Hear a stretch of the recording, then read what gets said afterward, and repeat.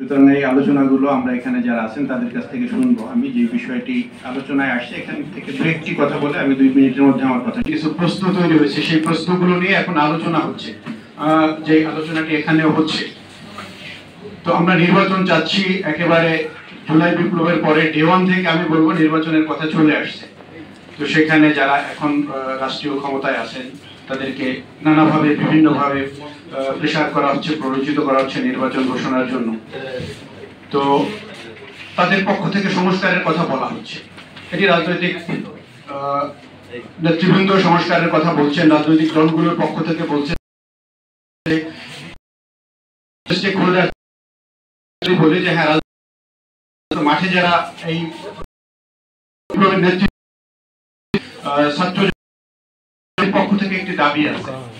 তো আমরা যদি বলি হ্যাঁ সংস্কার, যে ন্যূনতম সংস্কার, সেই সংস্কারগুলো কি কি, সেই সংস্কারগুলো ফাইন্ড আউট করে সেই সংস্কারগুলো করার পরে নির্বাচন সরকার। তো সেখানে আমি মনে করি বলা হয়েছে দোষর যারা তাদেরকে বিচারের আওতায় আনতে হবে, সেটি একটি সংস্কার। মৌলিক সংস্কারের পাওয়ারের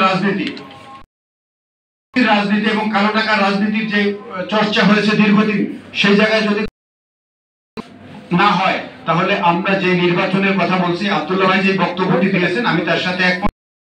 মাসেল পাওয়ারের এবং কালো টাকার রাজনীতিকে সংস্কার করতে না পারি আপনি যে নির্বাচন দেন সেই কোনোদিন সুস্থ নির্বাচন বাংলাদেশে হবে না। অন্তত এটা আমি রাজনৈতিক দলগুলোর উচিত হচ্ছে ভিতরে এই সংস্কারগুলো করা, যে তাদের কোন এই মাসেল পাওয়ারের প্র্যাকটিস গণতান্ত্রিক পদ্ধতিতে নির্বাচনের জন্য যেই পরিবেশটি দরকার সেই পরিবেশটি ফিরিয়ে আনার জন্য যদি তারা কাজ করে, সেই পরিবেশ যদি ফিরে আসে বাংলাদেশে একটি সঠিক নির্বাচন হবে, যে নির্বাচনের মধ্যে দিয়ে গণতন্ত্র প্রতিষ্ঠা হবে।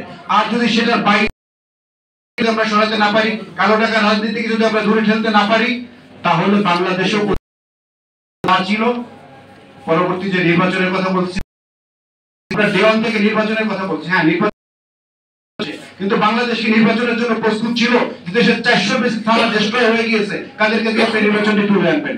তো প্রশ্ন এই জন্য তৈরি হয়েছে। হ্যাঁ আগে ওই জায়গাগুলোকে সংস্কার করতে হবে। আওয়ামী লীগ যে প্রশাসন সাজিয়ে রেখে গেছে সেখানে কি আমরা হাত দিতে পেরেছি? এটা এখানে যারা প্রশাসনের সাথে সম্পৃক্ত আছে তারা ভালো জানেন।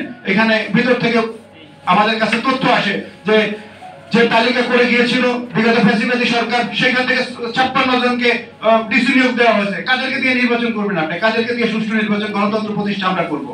সেই প্রশ্নগুলো তো আসে। সুতরাং সেই প্রশ্নগুলো সমাধান তো করতে হবে। আমাদের সেই সংস্কারগুলো দরকার।